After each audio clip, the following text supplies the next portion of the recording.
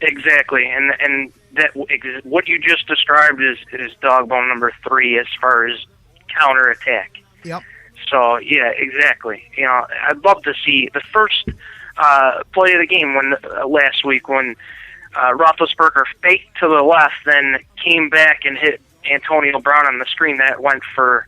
I'm sorry, that was the first drive, not the first play, but that went for almost 40 yards downfield. I think 38 yards downfield, and I think if the Browns can do something like that, I think they're going to have a chance. I don't have the Browns winning, by the way, and you know what? I think last year. I'm all by myself this week. That's all. I'm like, hey man, I don't care. I'll stand on this island by myself, man. Yeah, last year, you guys think I went 16-0 with the Browns. I didn't. No, I picked them to win 7 games. So I'm not taking the Browns this week. I'm right there with J.K. and Jeff Gorman. Did a good job on the scouting report for the Saints. I'm right there at 30-20 is what I have.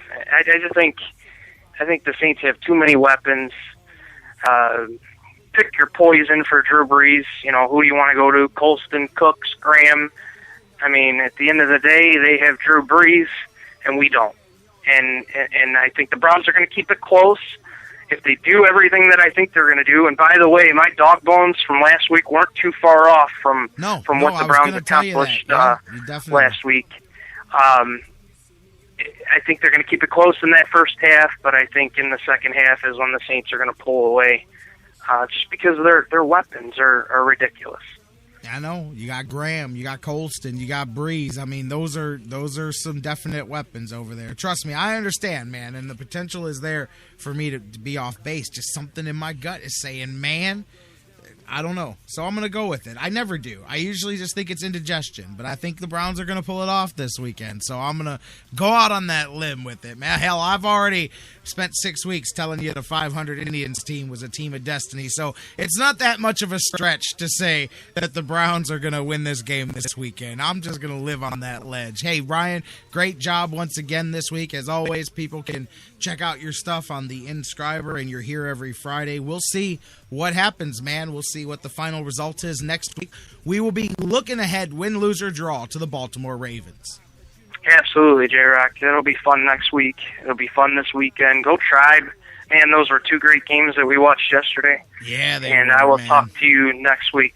Thanks, You got it. You got it. Ryan Ruiz from the Inscriber. He's with us every Friday. Guys, we're going to take our final break of the day. When we come back, we'll set the stage for that big Tribe series with the Tigers, the Buckeyes, and Kent State.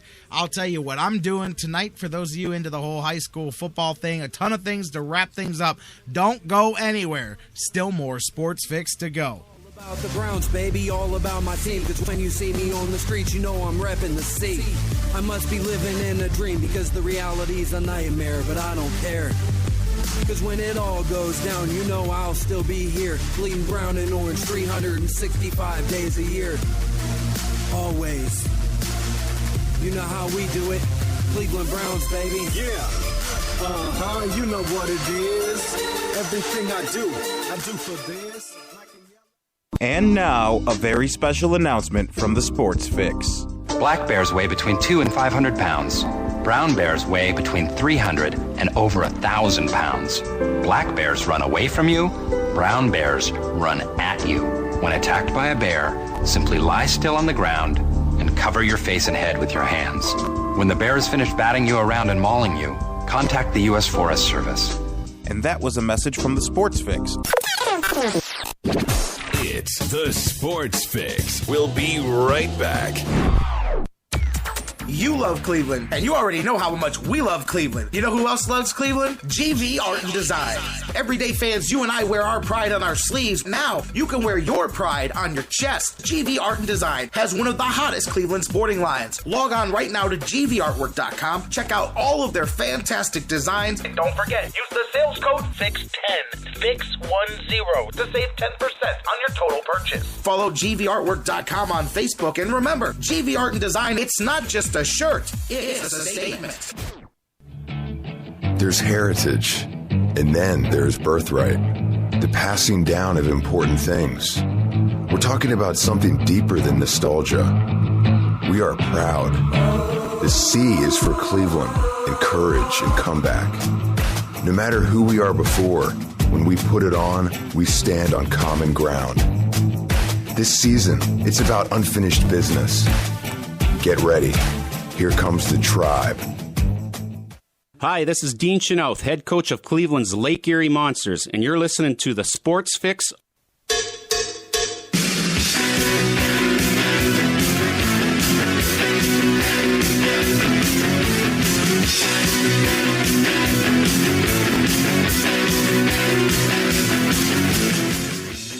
Welcome back. Final segment of the week here on the Sports Fix. J-Rock back with you. Thanks again to Ryan Ruiz from the Inscriber and Jeff Gorman from Browns101.com for doing the Browns and Saints preview this hour. Thanks to the Sportswriter extraordinaire, baby, Jonathan Knight, joining us in the first hour, talking some Tribe. Big one coming. Big, huge game looming. Starts tonight, the whole weekend with the Indians and the Tigers. Don't forget, by the way, JK is going to be out in Willoughby tomorrow at the Author Expo from 11 to 3. So if you're in the area, go check him out. If you've got a copy of his fantastic Browns Bible or any of the books that he's written, take them up there, get them signed, tell them that you listen to him on the Sports Fix. Guys, go check him out in Willoughby at the Author Expo out there at the Community Center tomorrow. Sportswriter extraordinaire, Jonathan Knight. Man, guys, you know what? I'll tell you, we were talking about the Browns and the Saints and the Indians. We talked about a lot of stuff. We quickly went on with the bulk of the show earlier.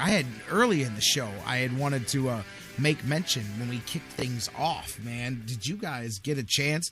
Got lost in the mess of everything else. Giancarlo Stanton, did you guys get a chance to see? I'll tell you, sometimes you see these things and you just go, hey, man, that guy is lucky to walk away from that, man. He suffered severe facial lacerations and fractures and dental damage, and Giancarlo Stanton, of course, the star outfielder for the Miami Marlins, was hit in the face by a pitch in the fifth inning, and just under his eye yesterday in that loss to the Brewers. Had x-rays and CT scans to look at the extent of the injury, but definitely, man, I mean, ugly play. Always scary. As you know, the dangers of what can happen there. They quickly got him on the backboard, got him on the stretcher, and got him off to the hospital. But, man, that was ugly. I saw that, and sometimes you just see stuff, and, man, it's hard to shake the image, and that was one of them right there, man. Don't ever tell Giancarlo Stanton that baseball's not a contact sport. That's for sure. Thoughts out to him. Hopefully he can recover, one of the young studs in baseball, and with the Marlins. Leads the majors currently, 105 RBIs, National League leading 37 home runs here. Like I said, one of the young power hitters in Major League Baseball. Definitely our thoughts and prayers out to Giancarlo Stanton, and you know what, the prayers have already been answered, because that could have been a whole lot worse than it was. I saw that and said, oh, man, my goodness. We see that from time to time when you look at it and go, man, thank goodness a guy walked away from that, man.